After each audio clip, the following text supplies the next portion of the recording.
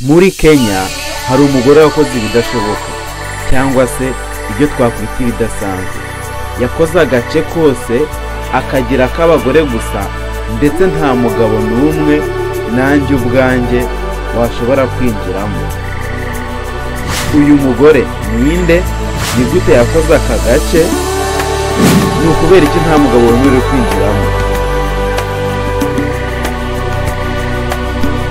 Muri Kenya hagati mu butayu hari agace bita Umoja. Aha ni naho nasanze Rebeka. Mbere yuko dukomeza, reka ngire akantu nkwisabira. YouTube ihora inyereka yuko mu bantu 100% baba barebye video yanjye, 30% aribo bonyine bakoze subscribe, naho 70% batari bayikora. Kandi iki ntago ari ikintu kigoye cyane. Ushobora gukora aho ngaho imbere y'ijambo Fastati Vlogs ugakora kuri subscribe. Ubundi ubutaha twazajya dupostinga video nziza nk'izi ngizi ziri mu bushakashatsi ndetse n'ibindi bintu byiza n'ubutembere ku buryo zitazongera kugucika. Wakora aho ngaho imbere y'ijambo Fastati Vlogs, aho ngaho handitse subscribe ugakoraho, ubundi tugakomeza video yacu. Nta kiguzi na gito bisaba, ni ugukora kuri subscribe byonyine ugakora no kuri like. Nta kiguzi bigusaba, ariko twebwe bituma runo rubuga ruzamuka, ndetse n'igihe twazajya duhora dupostinga ukajya wakira no makuru mu bambere. Reka twikomereze. Muri Kenya hagati mu butayu hari agace bita Umoja. Aha ni naho nasanze Rebeka.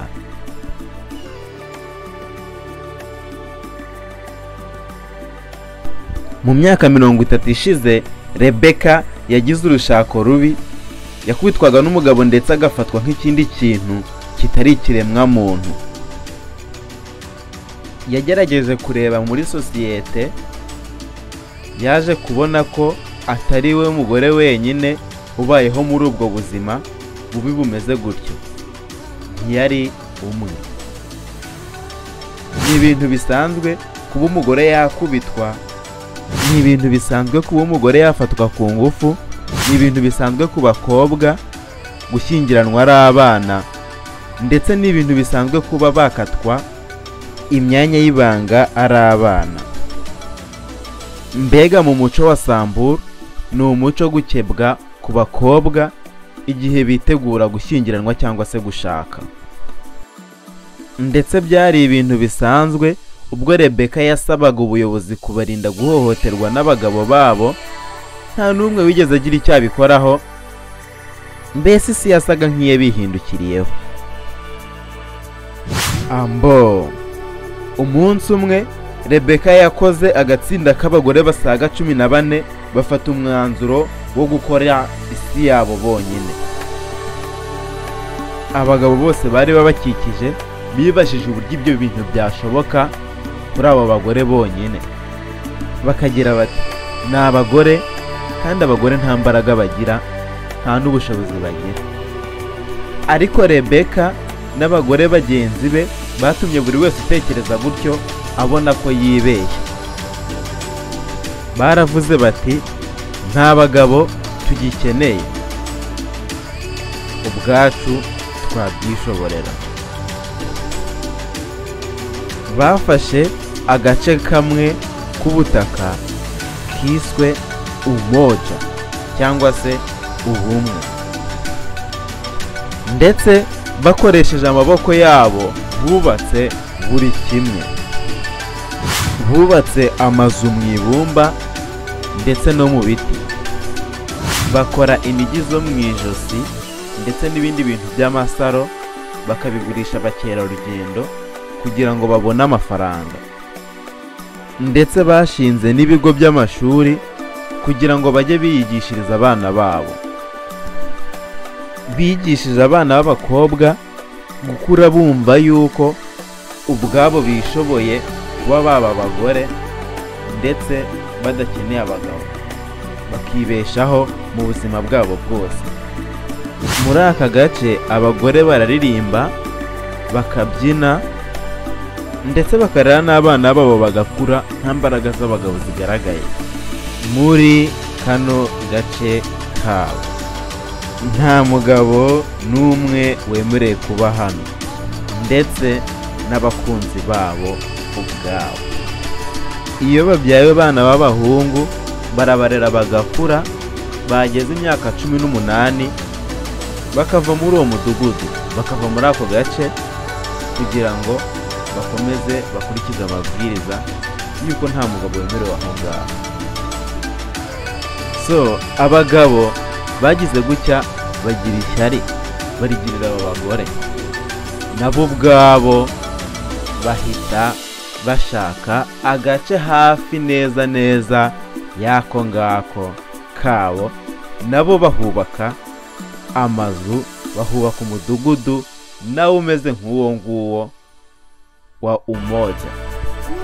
Uyu mudugudu w'abo bagabo bawukoze kugira ngo bajye bahagarika abakerarugendo kwinjira muri Umoja, ndetse bano bagabo nabo ubwabo bakajya bataka uyu mudugudu wa Umoja.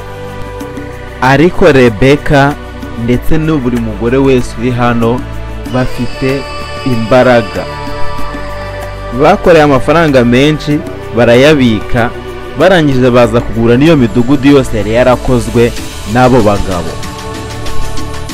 Ubu ngubu Umoja ni umudugudu w'abagore 100, kandi buri mugore wese afite ibyishimo muri we, mbega ameze nk'uwahinduriwe ubuzima.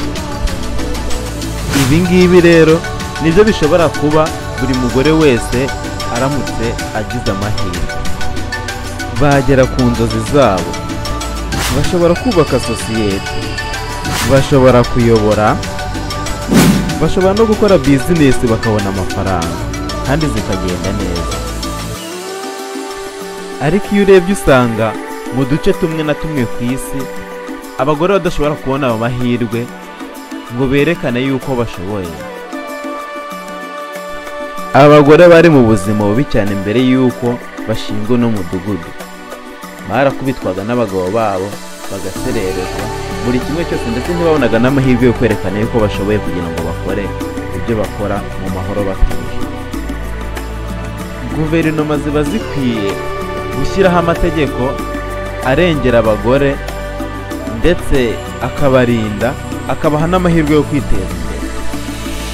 Natwe nk'ababyeyi tuba dukwiye kwigisha abana bacu kubaha buri mugore wese, ku buryo umunsi umwe usibye n'uno mudugudu wonyine wa Umoja, ahubwo isi yose izaba ahantu buri mugore wese yabaye success cyangwa se abayeho mu buzima yifuza, ari byo twita iterambere ry'umugore.